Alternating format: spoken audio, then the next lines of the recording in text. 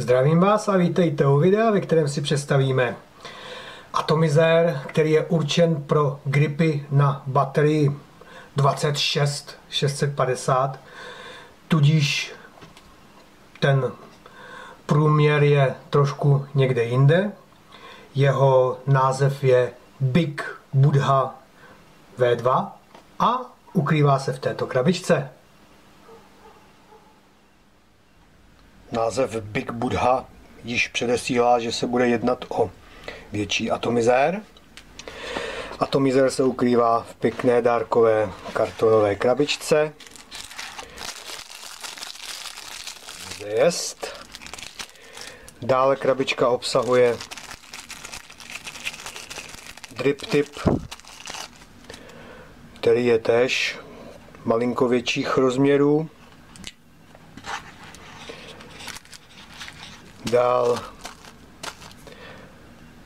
kousek knotu, kousek odporového drátu, oboustranný šroubováček, ve kterém oceníme jak křížovou, tak i stranovou hlavu, neboť u atomizéru potřebujeme oba dva. Dále je to nerezový tank, který můžeme použít místo skleněného, a servisní balíček, ve kterém jsou obsaženy všechny okroužky použité v atomizéru. Tak to je balení a nyní můžeme přistoupit k vlastnímu atomizéru. Drip tip je trošku větší opravdu, s dobrými chladícími drážkami a na hlavě sedí tedy dost zpevna, takže nehrozí jeho ztracení. No a vlastní atomizér je osazen závitem 510. Nenechte se mást touto drážkou na středovém kontaktu. Středový kontakt je pevný, pokud si tento šroub povolíte, spadne vám uchycovací sloupek plusový k spirálce, takže tento středový kontakt nešroubovat. Dál je zde plnící otvor pro naplnění atomizéru, unikátní číslo kusu. Atomizér disponuje funkcí airflow, tedy nastavení přísunu vzduchu. Jsou zde tyto šroubky na plochý šroubováček. Zde je přísun vzduchu a zde, jelikož tento atomizér má možnost přisávání vzduchu ze dvou míst, respektive každá spirálka, kterou namontujeme, má pod sebou přisávací otvor pro vzduch. Takže takto každá se řídí zvlášť. Nerezová ocel, pyrexový tank. To jsou základní části. No a jdeme dovnitř. Takže vrchní část je šroubovací.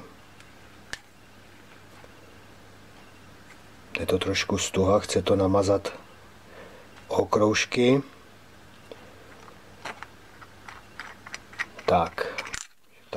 Takto šroubovací. Zde těsnění 2 okroužky za sebou. A zde ještě zdobení těmito zápichy důlky. Dál můžeme sejmout pyrexový tank, který je nasazen a jde poměrně dobře sejmout. No a dostáváme se k vlastnímu systému, z čehož je pochopitelné, že se jedná o kajfuňácký systém, podtlakový zvonkový. Zde pozor na toto těsněníčko, ať si ho nestratíme. Já ho raději takhle sejmu. Takže zde snímací zvonek, který má též snímací vrchní pokličku, což oceníme při upravování žhavícího systému při našroubování tohoto tubusu. Takže i toto možno nechat rozebráno. No a dál je zde žhavící systém, plusové kontakty, respektive vedeny od středového kontaktu, o kterém jsem již mluvil, odizolovány od ostatní základny. Takže 2 plusové šroubky na křížový šroubovák, 2 minusové nebo kostra. A zde jeden přívod vzduchu, zde druhý přívod vzduchu, z čehož plyne, že se zde montují ve standardu 2 spirálky a kanálky pro přísun likvidu do žhavícího systému. A zde z boku ještě signováno logem ECH pro výrobce. Takže osadíme nějakým žhavicím systémem a uvidíme. Tak máme osazeno žhavicím systémem. Spirálky mírně šikmo, přímo nad přisávacími otvory pro vzduch, malinká mezera mezi otvorem a spirálkou, vata, která z jedné strany směřuje k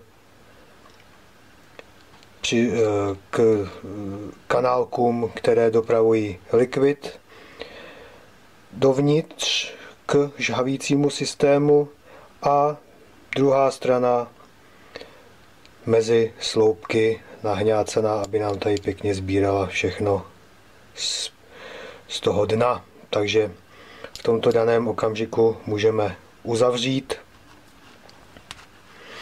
Jinak je tam 0,3 drát a dohromady mi to dělá nějakých 0,8 ohmu.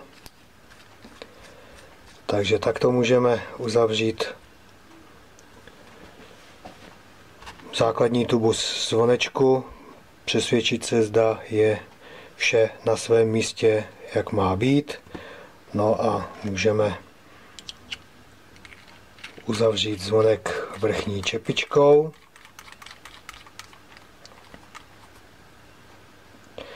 Nezapomeneme na těsněníčko a případně můžeme i lehce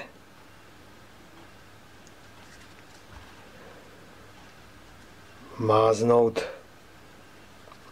okroužky, aby se nám tam krásně pasoval tubus. To samé můžeme provést i zde.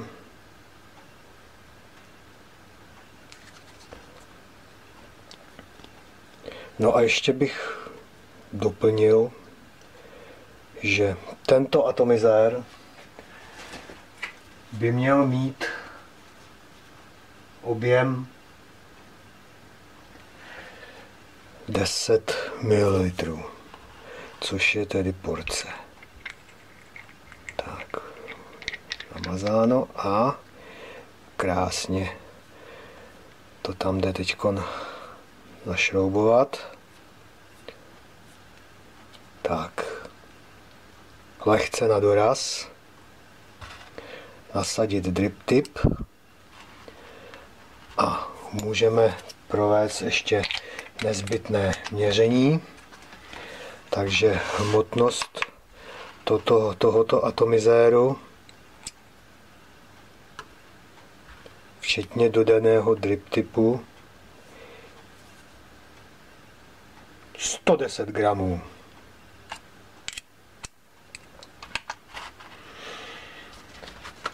a rozměry. Šířka 29,5 mm, délka bez drip typu a bez závitu 44,3 mm, délka s přiloženým dodaným drip typem 79,64 mm. Tak, to jsou ještě základní rozměry a můžeme provést naplnění. Naplnění se provádí, jak již jsem uvedl, tímto šroubkem na křížový šroubovák, který je opatřen těsněníčkem a zde ten zápich je opravdu hluboký, takže nehrozí nějaký vylejzání těch gumiček, jak bývá u některých atomizérů zvykem, nebo to bývá bolest, takže je zde dobře zapuštěno a tudíž nehrozí, že by nám atomizér protýkal. Tak si tohle, no a plnění se provádí takto jednoduše. Já to tedy nebudu plnit doplna.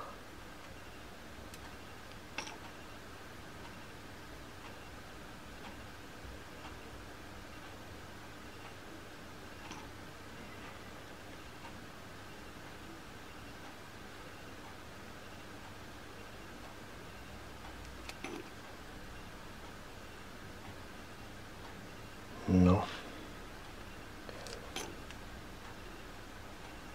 Je to porce teda.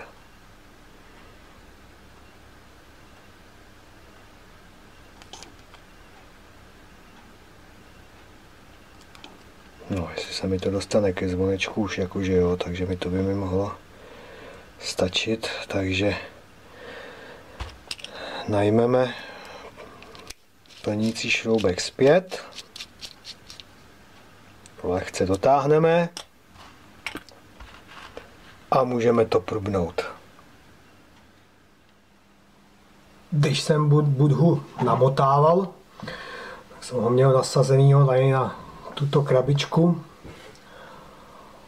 a ku podivu i na ní to poměrně dobře jde, těch 0,8 ohmů, který tam je namotaných. Ještě bych malinko se zmínil o té regulace přísunu vzduchu. Pokud to chce mít někdo opravdu jedna půlka jako druhá půlka, tak tyto otvory přisávací, když se do nich posvítí, tak je do nich vidět a je i vidět ten červík, jak zalejzá, když to člověk zašroubovává dovnitř, takže si může určit tu správnou polohu i pohledem. Dám si to třeba na půlku u jedné, dám si to na půlku u druhé a mám to naprosto stejně na obou stranách. Nicméně já jsem to otevřel úplně, aby to trochu fučilo. No a dokonce i tady na té krabičce to poměrně dobře jede.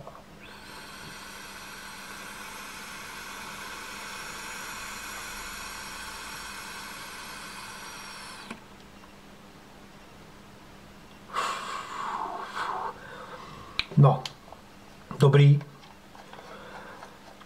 Ale vzhledem k tomu, že baterie teda nejsou nic moc a vzhledem k tomu, že tato věcička je určená na gripy, které jsou na baterii 26650, jako třeba na Agotech, to opravdu sedí, jak když je to monolit. Opravdu pěkně to vypadá a i pěkně to jede.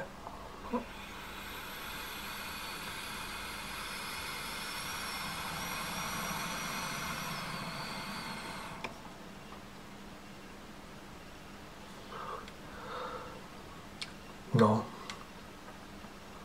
Agotech mi nabídl výkon jeho, standardní, přepočítaný a pro mě naprosto vyhovující.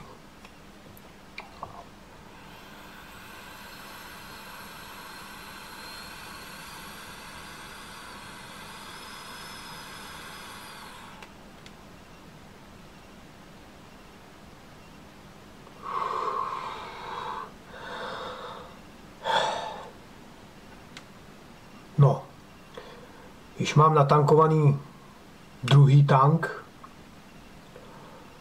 spotřeba úměrná výkonu a zkrátka ten kajfuňácký systém na duálu 0,8 ohmu i poměrně dobře to stíhá, takže je za mě dobrý, no.